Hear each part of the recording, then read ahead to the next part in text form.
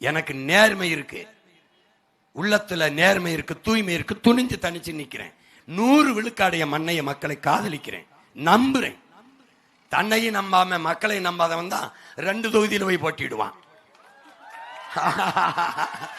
ஆனா வசனம் பேசுறது, நான் மாஸ், நான் பிளாஸ்ட், நான் உச்சம், என்ன எச்சம், என்னடா பெரிய ஹீரோனா தனிச்சு நிக்கணும்டா, ஒரே தொகுதியில் நிக்கணும்டா, கான்பிடன்ட் வேணும்டா, நம்பிக்கையோடு இருங்க, நம்ம வெல்லுவோம் அப்படின்னு. உனக்கே நம்பிக்கை இல்லை, எதுக்கு 2 தொகுதியில் போய் நிக்கிற?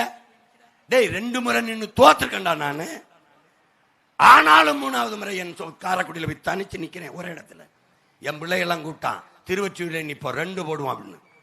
என் கோட்பாட்டுக்கு எதிர்.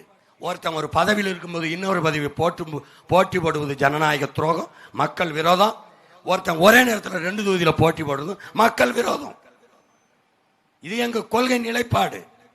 நாங்க தோற்றம், வரலாற்றில் எங்க அளவுக்கு வேணும் தோற்க முடியாத அளவுக்கு தோற்றம். யாருக்கிட்ட?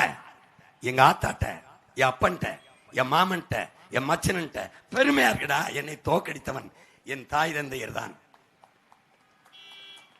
இன்னைக்கு வீழ்த்துவான்டா, இன்னைக்கு அடிப்பான், இன்னைக்கு திட்டுவான். ஒரு நாள் உச்சி முகந்து இந்த பிள்ளைகளை கொண்டாடுகிற காலமும் வரும்.